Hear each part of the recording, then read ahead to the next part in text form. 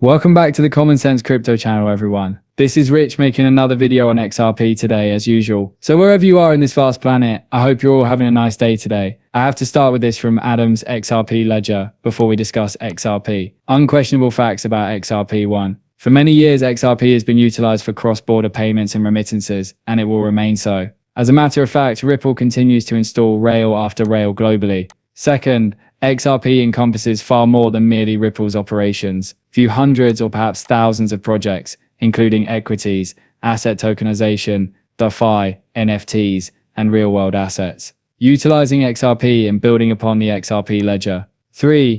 RLUSD is swiftly approaching both the top 100 token and the $1 billion market cap. Actually, it's number 98 at the moment. It will serve as DeFi's main source of liquidity on the XRP ledger. If banks don't embrace and use the stable coins that are currently ruling the market, stable coins will devour them. There are 15 XRP ETFs awaiting SEC clearance, and publicly quoted corporations are purchasing XRP to store on their balance sheets. 5.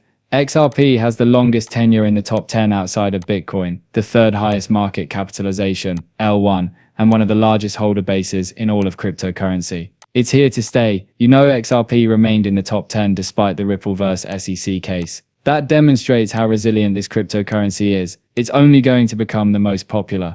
Bitcoin will eventually be flipped. RLUSD's increase. Lock in. Listen to this, paying particular attention to what he says about the EU, as this is what the US is about to experience. We're still very early on, in my opinion. It's so cool and hot that everyone wants to be that stable coin insurer. However, I believe that a flight to quality will occur, and eventually, a few types of the primary stablecoin will exist. USDC will undoubtedly be one of the dollar stablecoins just like every other currency. However, a few other significant issuers like PayPal and Ripple could emerge as rivals, and I believe that Europe will experience the same thing. Actually, there aren't many Euro stablecoin issuers in Europe. It's not very big. They're all going away, one by one, if anything. This is the reason we're moving slowly and cautiously. We genuinely want to create a really high-quality issuer where everything is flawless from setup to distribution. So yes, I do believe that there will be a significant shift toward quality. Therefore, we stated twice that RLUSD is already in compliance with Mecca and that it is a flight to quality. However,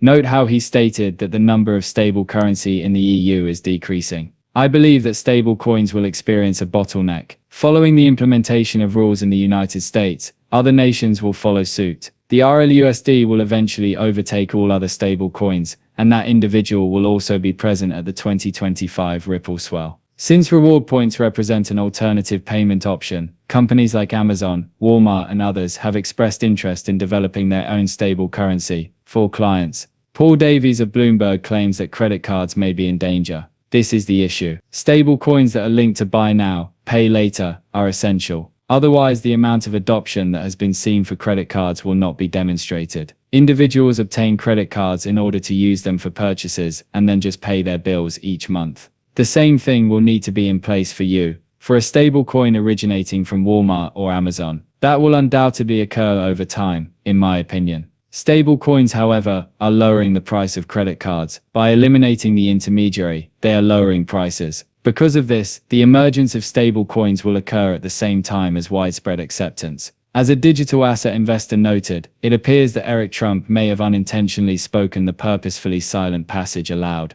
Words have significance. And guess what? By market capitalization and notoriety, it is by far the most valuable asset in the entire cryptocurrency ecosystem. Not linked to payment rails, he adds. He is discussing Bitcoin. Additionally, that seems quite similar to what garlinghouse stated. Listen to it. In general, the growth of cryptocurrency is outpacing that of the internet prior to the dot-com era. Every single nation is rushing at it as it explodes all across the planet. And to be honest, we're setting the standard because this nation has had strong leadership. China is watching, and they're running. So you had better look. All of the people in the Middle East are working hard. And guess what? By market capitalization, notoriety, brand, and to be honest, function, it is by far the most valuable asset in the entire cryptocurrency industry. And Bitcoin is the only one that truly qualifies as digital gold, and a physical asset that isn't really connected to payment rails. That's why, not connected to rails for payments. Why? What prevents Bitcoin from being connected to payment rails? Listen to what Brad has to say. The performance of XRP is comparable to that of Bitcoin. Thus, as was previously mentioned, Bitcoin has been a successful experiment in many respects today. However, not in terms of remuneration. When it comes to verifying a transaction, Bitcoin's throughput frequently takes an hour. I believe Tavit previously stated that you won't use Bitcoin to purchase coffee unless you're willing to wait an hour for the transaction to be confirmed. It isn't connected to payment rails because of this. However, Eric Trump also frequently discusses Bitcoin shortage. However, there is an even more limited resource available. However, it is useful. QNT, just a bit over 14 million QNT exist, and they are incredibly useful. The new financial system as a whole will be held together by it, but at the moment, no one is discussing it. Do you know why? Because they must maintain the idea that Bitcoin is the sole cryptocurrency in the mainstream media. Why are they doing that? Do you know? As they're all profiting from it. Bitcoin is not a good store of value, so whenever you see it decline, it's always related to the president discussing tariffs or some actual event happening in the world. Bitcoin is going to crash if a conflict breaks out at this very moment.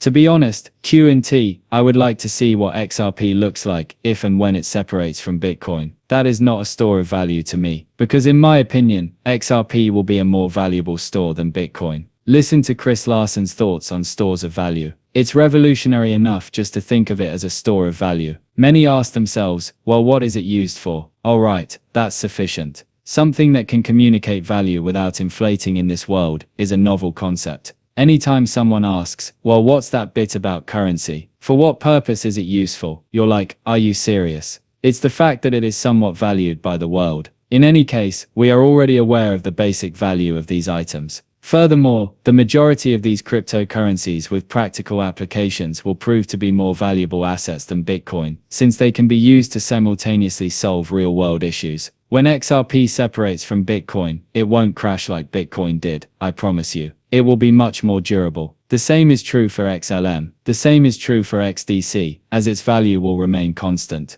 The same may be said with HBAR, IOTA, ALJU, QNT. You know, consider the future of machines that pay machines, don't you? How will these coins crash out if all these machines are transacting all day long? You know, whenever something occurs in the world, it's not because demand and utilization will hold it up. The DNA protocol is growing as well. The XRP ledger has zero knowledge privacy, thanks to the DNA protocol. In order to achieve privacy-preserved consensus anchoring at scale, genomic data is compressed into ZK commitments, validated by SNARK nodes, and transported via XRP ledger trustline plus hook circuits. This is my issue with it. You cannot remove your DNA from the XRP ledger after you have done so. It's always there. Your DNA will remain on the XRP ledger even after you pass away. And I don't like this at all. This is not something I enjoy the thought of. You know, everything you do should be something you can undo if it doesn't turn out the way you want it to. And this cannot be undone. One of my main issues with it is that why businesses are turning to Flare Network for their treasury strategy involving digital assets. Additionally, Flare will be widely adopted as a result of this. Listen to the music of Hugo Villian.